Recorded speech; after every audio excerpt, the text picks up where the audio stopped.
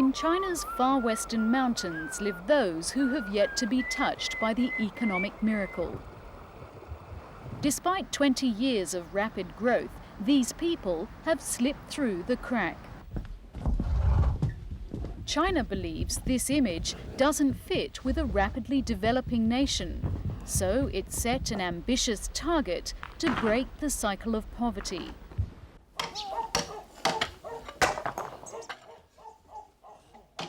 Banyalong village was a collective farm under Mao Zedong in the 70s. But when collectivization ended, the village never made the transformation to a market-oriented farming community.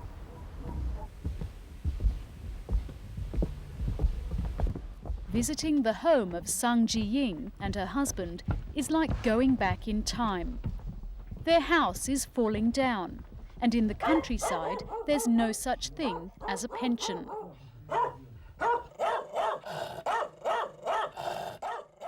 Last year, Madame Sang started feeling numbness in her mouth and hands. She can no longer work in the fields. That's left to her remaining unmarried daughter. Sang Ji-ying and her husband are both in their mid-50s, but life has never been harder.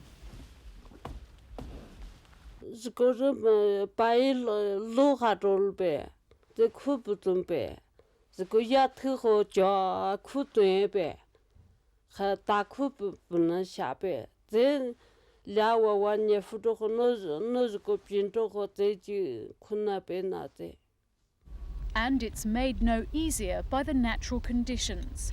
Unfertile soil that's covered in frost for up to 7 months of the year. Everything grown here is consumed by the village. There's no surplus for any sort of investment in future wealth creation. This, according to aid consultant Tim Zachanuk, is at the heart of rural poverty in villages like Banyalong. If people had a choice, they wouldn't be living in places like this. It's not a viable agricultural economy. But because of the population pressures, people are forced to live in places like this.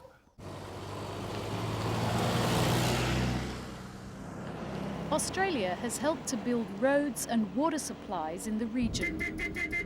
A portion of the $53 million aid dollars given to China each year. It's the traditional aid route. But the Australian government, through its aid agency AusAid, is among those developing an innovative departure, considered the latest anti-poverty antidote, microcredit, developed by the Journeyman Bank in Bangladesh. Do many people default on their loans? Australia's ambassador to China, Rick Smith, is introduced to the local credit intermediary. She describes how small loans are made directly to individuals who must rely on their personal enterprise to generate the repayments.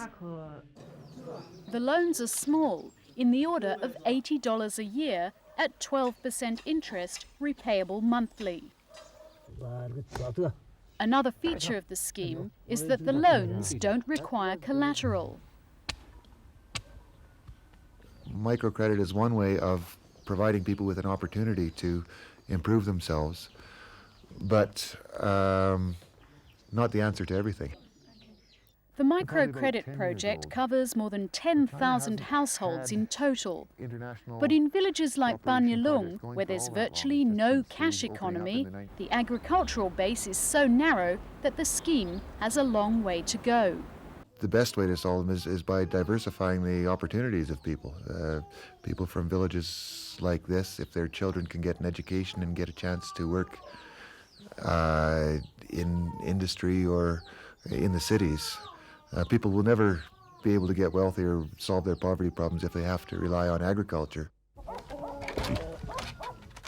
Nearly all the villagers have used their loans to buy animals. They're seen as a quick fix with little view to the long term.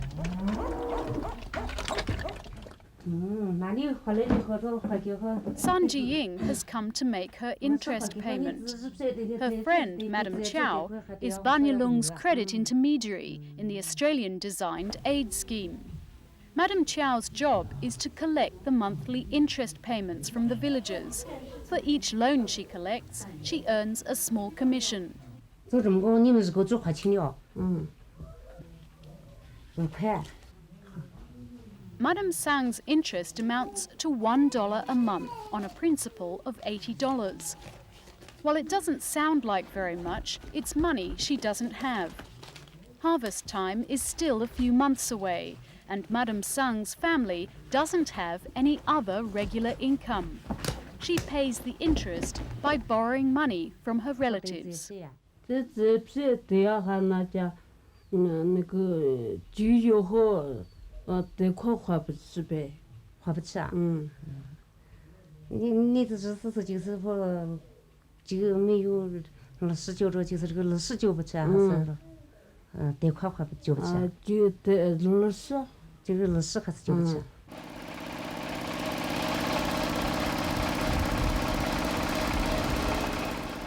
Once a month, Madam Chow hitches a ride from the village to the township, a trip that takes nearly 1 hour. Her destination is the local branch of the Agricultural Bank of China, which administers the loan scheme.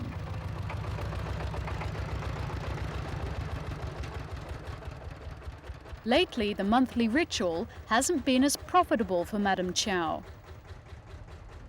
Many of her fellow villagers have already paid back their first loan, but most of them still haven't committed to a second. 这不是贷款家那日了人日了家不晓得呀，对呀家不对呀。啥原因噻？就是结果是这20太高了，贷款给这份额太小了，贷款给这收了20了。 The scheme is working well in other counties where conditions are better. But in Banyalong's poor agrarian economy, every cent counts. And because the scheme is supposed to be self-sustaining, with the small monthly repayments financing the next round of loans, this spells trouble for the future. 咱们就是不愿意，就是申请家就是我就是这咱们还好，咱们就是不愿意。咱们不就是这个贷款就发给好，改后就有了20了呗，哎。 一直有这个20家，一直有家们连电费交不上呗，没钱呗，假如你钱没有花家，这个啥看嘛都好就就有了呗。 But because this is an officially designated poverty county, the local government decided to supplement the Australian loans from AusAid to lift the village out of poverty in the shortest possible time. The reason why there were so few takers, just 6 months after AusAid began its microcredit scheme, local officials began their own plan, offering villagers larger amounts for less interest. It isn't hard to see which loans the villagers prefer. 当时这个我打了一下子这个贷款方也非常实惠，因为我们当时这个说论一下子这个买化肥子贷款，后来这个县政府就是要决定也就是98年要脱贫，就发了这个贷款的。这现在目前就是村民就是选择自己是这个扶贫贷款的，因为这个家分量也大，这个年限长，20之外。 Yanjiang Wang is the village accountant and one of Banyalong's most influential people. Under his guidance, nearly every household has now taken out a county aid loan. The villagers are convinced these larger loans of $400 will help them out of poverty sooner. 首先从这个家来看，他就开始这个暂行子房子，这个家了支出这个家具，再就能买下这个彩电，能买下手扶拖拉机，像这些情况就开始就能扶起来。 If leaving poverty behind means money to buy colour televisions, Mr. Yan, like many of the villagers, has a starry-eyed view of what the loans should accomplish. For places like Banyalong, credit needs to be channeled into longer-term investments. The county's aid programme appears to amount to handouts. They're a quick fix and not headed towards sustainable wealth creation. No, let me correct that. But the Australian aid agency AusAid defends the Chinese government's attempts to help individual households. AusAid would never be concerned about resources flowing to poor people. There are many different ways of doing microfinance. The Chinese government has taken up microfinance in the last couple of years and is finding it a really useful means of addressing the poverty problems in this country. While the village is presently awash with cash and animals, little thought is given to anything other than the present. The local bureaucracy believes the faster more money is given to the villagers, the better off they'll be. Why did the county give villagers loans when the Australian government was already running a microcredit scheme? 这样上投的那个扶贫体系上，力度还是比较大，这个呢就投平了，我想投平了还是快的。否则投不进去以后你就要产出，有投入就要产出，给他筹不了这么多的资金，那你就一家以后必须要投平了。这个事就是我们看的帮农村还是统计上步子还是比较大的。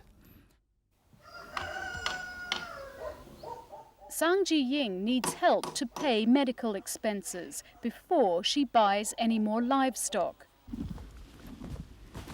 As she becomes more and more unwell, she gets further and further into debt. She bought 2 sheep with her Aussie loan and a mule using county aid. As yet, she's no better off. 亲自家鸡鸭六百，鸡鸭这就花的660元还不动着，那鸡鸭这花的600。Why did you borrow money from the county government? 这那想办法这还那咱们俩。这5年这上之后那这搞完，大概过后那他个妇女们的过哈。花了8分钟。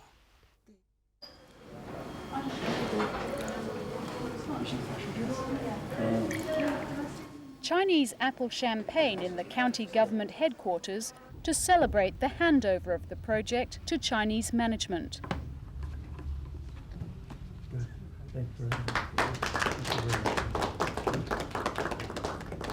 Australian funds will ensure a few years of operation before the credit scheme can be pronounced sustainable. Thank you.